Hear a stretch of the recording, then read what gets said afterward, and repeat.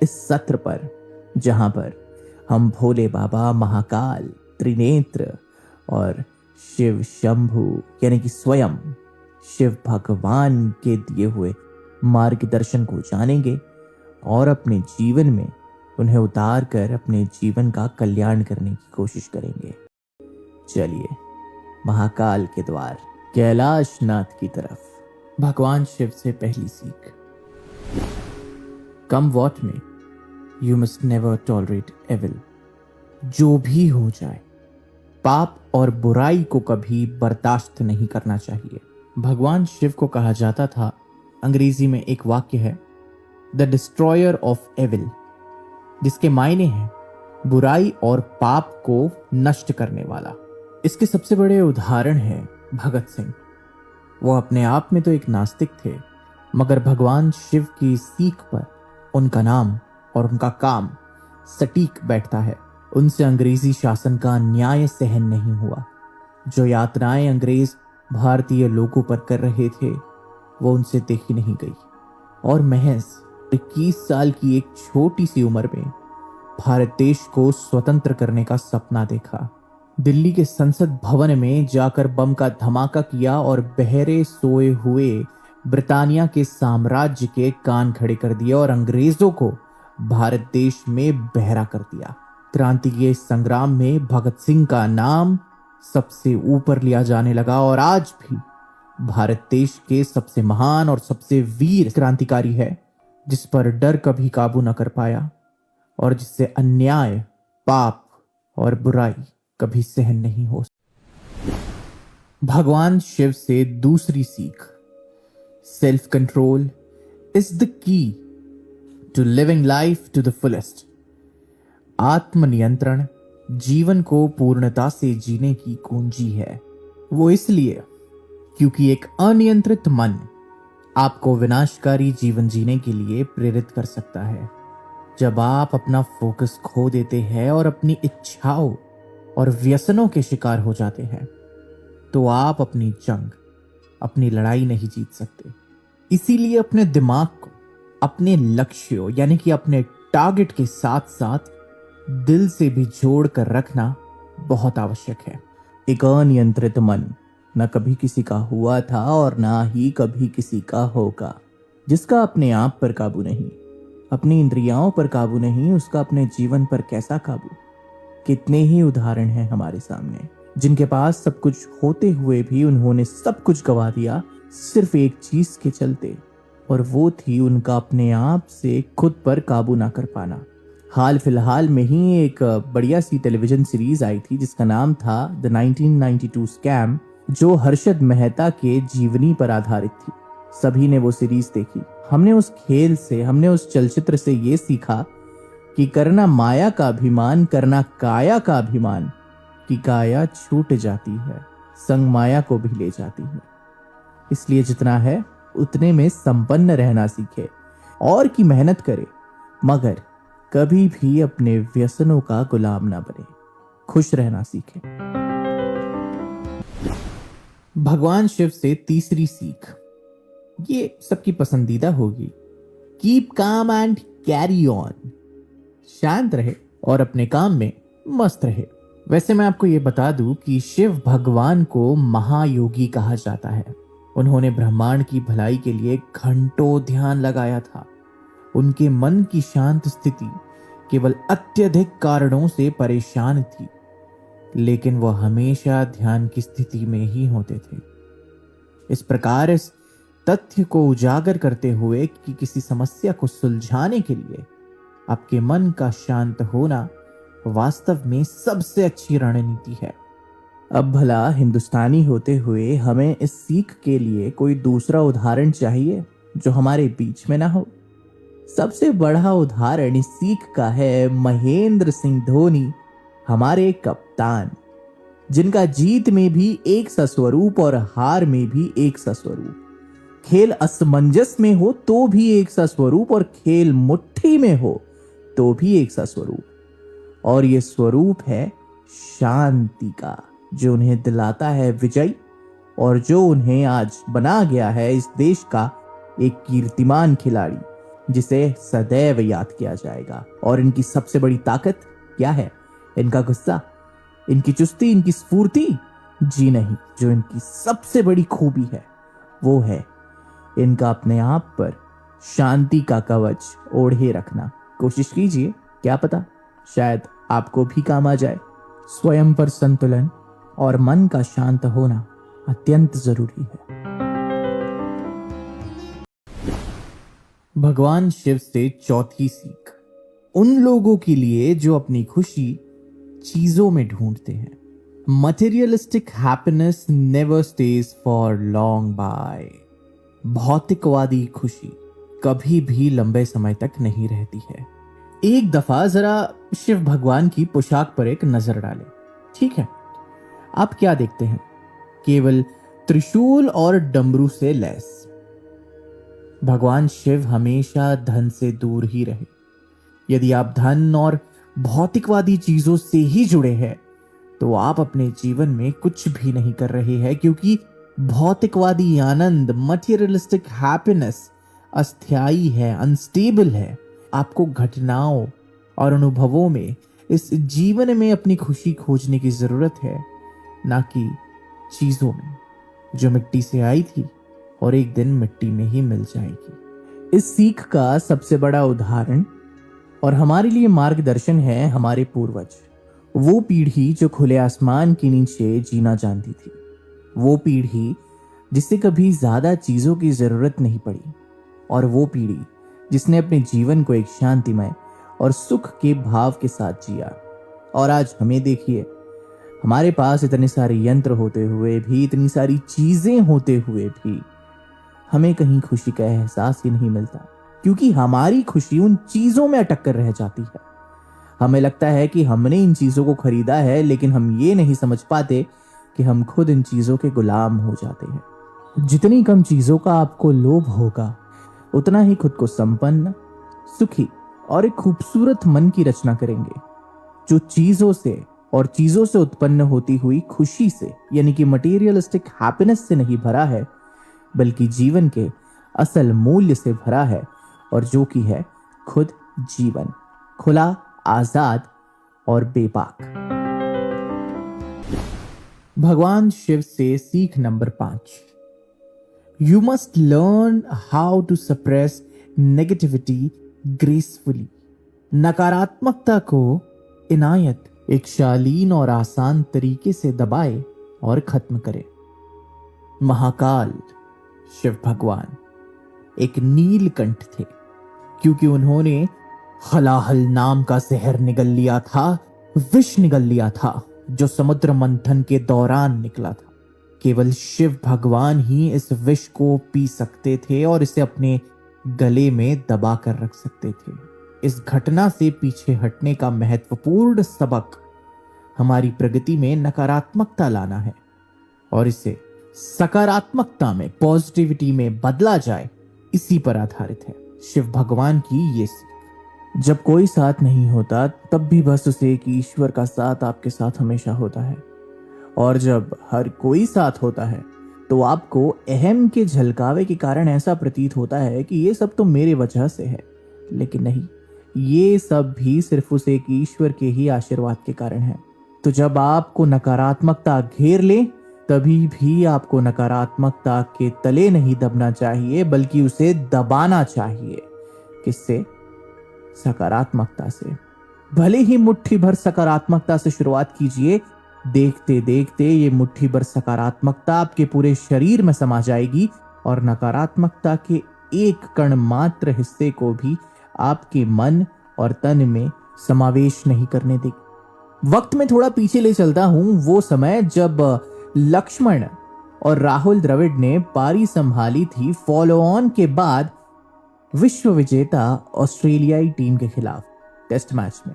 सभी को लगा था कि भारत तो ये खेल मुंह की खाएगा, लेकिन भरोसा, विश्वास और एक पॉजिटिव अफर्मेशन हमें जीत दिला गया लक्ष्मण और राहुल द्रविड़ के बल्लेबाजी के बदौलत। और ये पूरा श्रेय इन दो खिलाड़ियों को जाता है और इनके ऊपर बनाए गए विश्वास, भरोसे और हर एक सकारात्मकता से भरा हुआ विचार जो उन तक पहुंचाया जा रहा था और जो वो महसूस कर पा रहे थे। हर एक भारतीय क्रिकेट टीम फैन की गूंज से जो उस वक्त स्टेडियम में मौजूद थे, और वो फैन भी जो टीवी सेट पर घर पर होते हुए भी उनसे अपनी आस लगा रहे थे और अपनी ऊर्जा उन तक पहुंचा रहे थे।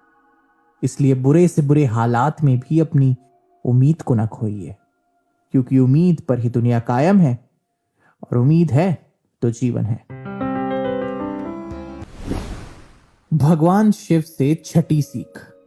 Desires lead to obsessions and obsessions lead to destruction. इच्छाएं एक सन की जुनून की ओर ले जाती है, और ये सनक से भरा हुआ जुनून आपके विनाश का कारण बनता है। क्योंकि शिव भगवान इच्छाओं से मुक्त थे, महाकाल ने कभी भी चीजों पर ध्यान नहीं दिया। यह एक तथ्य है कि इच्छाएं हमेशा जुनून की ओर ले जाती है, और अगर हम उन्हें ना पा सके, ना प्राप्त कर सके, तो ये बदले में हमें आत्मविनाशकारी बनाने का काम कर सकते हैं। द्वितीय विश्व युद्ध, वर्ल्ड वॉर II, जर्मनी के तख्त पर बैठा हुआ तानाशाह डिक्टेटर, एक सनकी और न जाने किन विचारों से भरा हुआ दिमाग, जिसे पूरी दुनिया ने कहा हिटलर, जो 6 करोड़ यहूदियों का हत्यारा है, उसके पास क्या कुछ नहीं था। जर्मनी उस वक्त के दौरान काफी प्रगतिशील देश था। धन, दौलत, सेना, ताकत और उनके देश के लोग सभी सुख समृद्धि और भरपूर जीवन का आनंद ले रहे थे। लेकिन एक सन की सोच, एक दीवानगी, ये कि मैं बनूंगा पूरे विश्व का राजा और हथियाऊंगा, कब्जा करूंगा पूरे यूरोप पर, इस घटना ने पूरे इतिहास को बदल कर रख दिया। द्वितीय विश्व युद्ध का आगाज हुआ जब जर्मनी ने अपने से कमजोर देशों पर हमले के साथ शुरुआत की और यूरोप पर जंग का ऐलान कर दिया। हुआ क्या? जर्मनी का सर्वनाश और हिटलर की आत्महत्या। मगर इस सब के पीछे कितनी जानें गई? करोड़ों। ऐसी मासूम जानों का हत्यारा एक सन की दीवानगी से भरा इंसान था, जिसे लोगों ने भगवान की तरह पूजा, और जिसके एक पागल जज्बे ने कि पूरी दुनिया पर उसका राज होगा, नाजी शक्ति का नाम होगा, पूरे जर्मनी देश को ले डूबा और वहां की सभ्यता को भी। भगवान शिव से 7वीं सीख। Respect your better half. अपने बेहतर आधी का सम्मान करें, यानी कि अपने पार्टनर, अपने पति या अपनी पत्नी का सम्मान करें। आसान शब्दों में अपने साथी का सम्मान करें और उनका साथ निभाए, शिव भगवान की तरह। शिव भगवान अर्धनारीश्वर थे, जहां उनका आधा हिस्सा पार्वती थी। उन्होंने पार्वती मां के साथ अत्यंत सम्मान और देखभाल का भाव रखा। वह उनकी शक्ति थी, और उन्होंने उन्हें वो महत्व दिया जिसकी वह हकदार थी, और जो आम जिंदगी में हमारी भी जिम्मेदारी बनती है अपने साथी की तरफ। मेरे हिसाब से इस देश में इस सीख के लिए सबसे बड़ा उदाहरण है इन्फोसिस के कर्ता धर्ता नारायण मूर्ति और उनकी पत्नी सुधा मूर्ति, जिन्होंने एक दूसरे को विश्वास, सम्मान और हर कदम पर एक दूसरे का साथ निभाया है। बस यही कारण है कि आज ये दोनों अपने आप में किंवदंती है, और एक ऐसी पति पत्नी की जोड़ी है जिनसे हर चीज सीखी जानी चाहिए, जो आपको जिंदगी में केवल आगे ही लेकर जाएगी। अपनी पत्नी का सम्मान करें, अपने पति का सम्मान करें। शिव भगवान से 8वीं सीख। You must control your ego and let go of pride. आपको अपने अहंकार को, घमंड को नियंत्रित करना चाहिए, और गर्व से जितना दूर हो सके उतना रहना चाहिए, शांत मन से। आपका अहंकार, आपका घमंड एकमात्र ऐसा काम है जो आपको महानता प्राप्त करने से रोकता है। यही आपका अहंकार आपके लक्ष्यों और आपके सपनों के बीच आता है और आपको कम प्यार करने वाला बनाता है। ऐसा कहा जाता है कि शिव भगवान ने अपने अहंकार को बनाए रखने के लिए अपने त्रिशूल को धारण किया। उन्होंने कभी अपने अहंकार को खुद से बेहतर नहीं होने दिया। दूसरी ओर ना ही उन्होंने किसी और के अहंकार को सहन किया। अब उदाहरण की हम बात तो करेंगे, लेकिन उससे आपको बस एक ही समझ ये मिलेगी कि अहंकार इतना बड़ा शत्रु है कि उसने शिव भगवान के परम भक्त तक को नहीं छोड़ा और उसे अपने मौत के द्वार तक पहुंचाया। शायद आप समझ ही गए होंगे कि मैं यहां किसकी बात कर रहा हूं। लंकाधिराज परम शिव भक्त दशानन रावण, जिसके पास इतनी ताकत, इतना ज्ञान, इतना पांडित्य और स्वयं शिव शंभू का आशीर्वाद था, आखिर अहंकार ने उसे भी मिट्टी में मिला ही दिया। अपने अहंकार के नशे में धुत होकर उसने ये ना जाना कि वो जो कर रहा है वो अधर्म के पक्ष का कार्य कर रहा है, और परम शिव भक्त होने के बावजूद और स्वयं महाकाल का वरदान होने के बावजूद आखिर अहंकार ही दशानन रावण के विनाश का कारण बना। भगवान शिव से 9वीं सीख। Do thorough research on something you are likely to get into. किसी ऐसी चीज पर पूरी तरह से शोध करें जिसमें आप जाने की संभावना रखते हैं।